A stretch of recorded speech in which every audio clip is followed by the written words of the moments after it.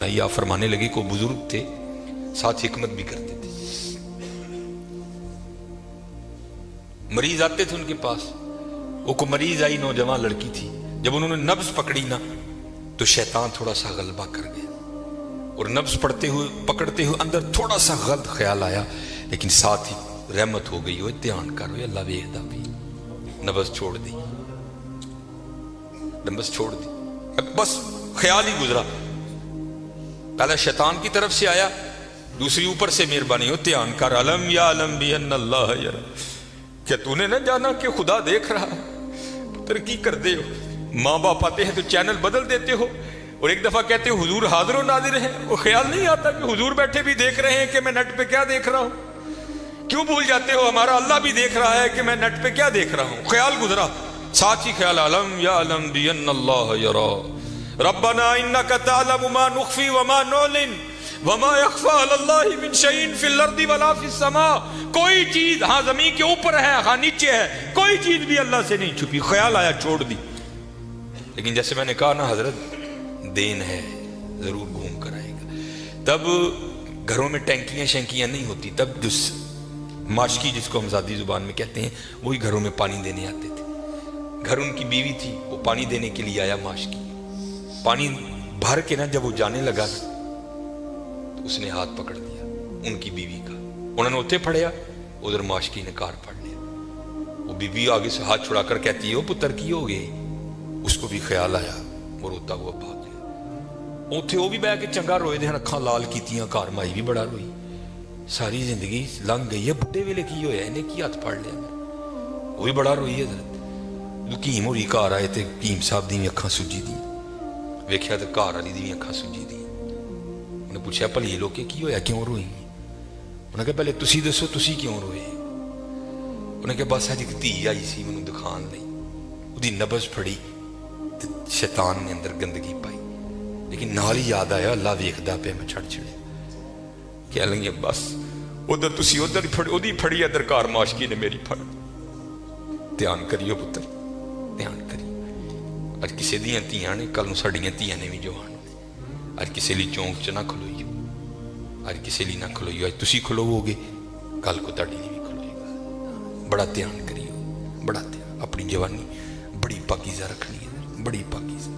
اور زنا سے بچنا. یہ آگے علامہ صاحب اور میں تقریباً 1.5-2 گھنٹہ بیٹھ کر یہی روتے رہے حضرت کہ سانو اینجدہ پھسایا ہے کہ اج زنا آسان اور نکاح انتہائی مشکل کر چھڑے.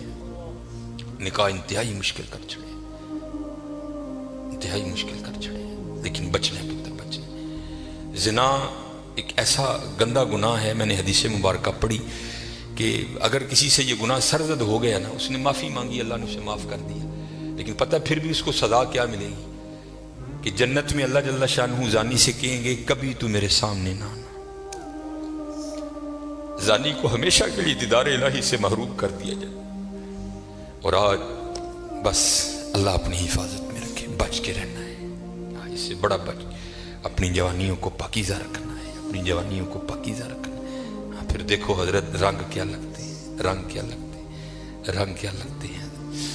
یہ سکندر 21 سال کی عمر اور 5 براعظم فتح. زندگی نے ساتھ نہیں دیا, سانپ نے اس کو ڈس لیا تھا. اور ارسطو نے سکندر کا ٹریٹمنٹ کیا.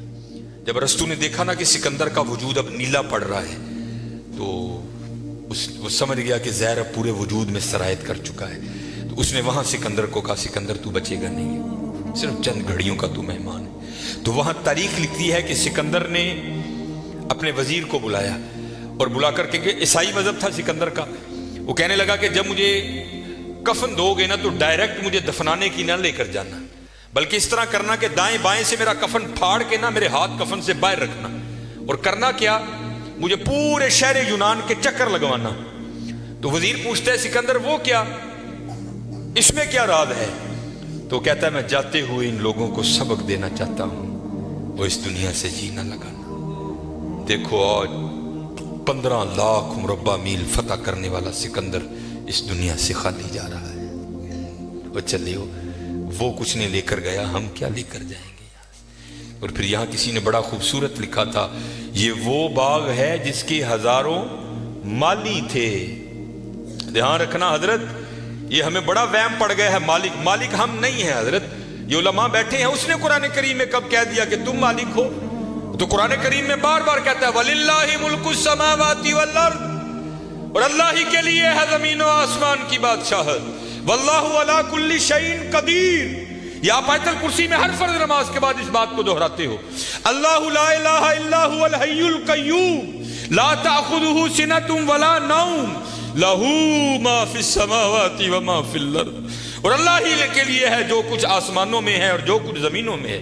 سورہ آل عمران 3 پارہ، کل محبوب آپ کہہ دیجئے اللہم مالک الملک، اے اللہ اے ملکوں کے مالک، تیال کریو پتر وہ مالک جے اسی نہیں نے مال، ہم تو مالی ہیں یار۔ اور میں اکثر اپنی مثال دیا کرتا ہوں، جب میں تھوڑا بڑا ہوا نا تو میں نے کیا دیکھا، میرے گھر کے باہر جو پلیٹ لگی تھی نا اس پر لکھا تھا چودھری علم دین، پھر وہ پلیٹ بدل گئی حضرت، دادا ابو کا انتقال ہو گیا، پھر نئی پلیٹ کیا لگی، حاجی محمد بوٹا۔ پتہ نہیں حضرت یہ پلیٹ کب تک رہتی، جگہ وہاں رہی حضرت، لیکن کیا ہوا حضرت، مالیوں کے نام بدلتے رہے حضرت۔ اسی مالی ہیں حضرت، اسی مالک نہیں حضرت، مالک وہی ہے۔ اور میں یہاں ایک روایت بھی اکثر سناتا ہوں کہ آپ کہو گے مولوی صاحب ایویں ساڈے کول ساڈیاں زمیناں کھون لگے ہو، ان کو قرآن و حدیث سے بھی تو دلیل دینا۔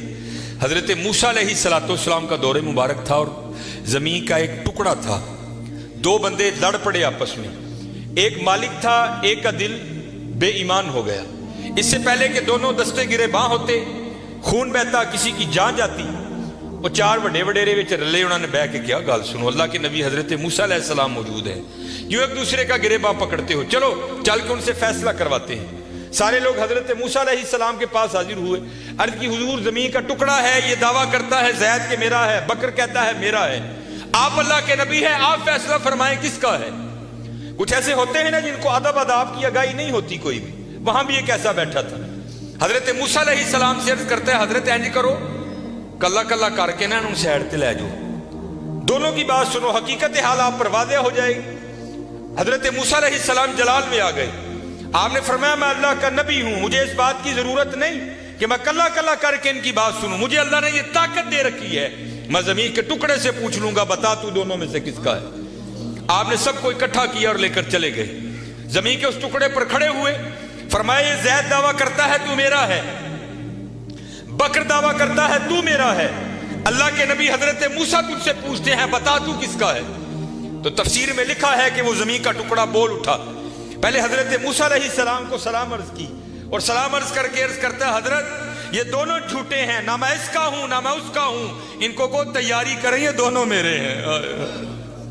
ہسی حضرت کیڑے وہم چھپے دیں تے حقیقت کیا ہے، یہ وہ باغ ہے جس کے ہزاروں مالی تھے، سکندر جب اس دنیا سے گیا دونوں ہاتھ خالی تھے۔ ہاں حضرت دھیان کریو، خالی آئے ہیں اور خالی ہی یہاں سے جائیں گے۔ ہاں جائے گا کیا، اچھے اور برے اعمال ساتھ جائیں گے حضرت۔ ہن تہاڈی مرضی ہے حضرت، جدا مرضی ٹیر لا لو حضرت، لیکن حضرت جی چنگائی ٹیر لائیو، مندہ نہ لائیو۔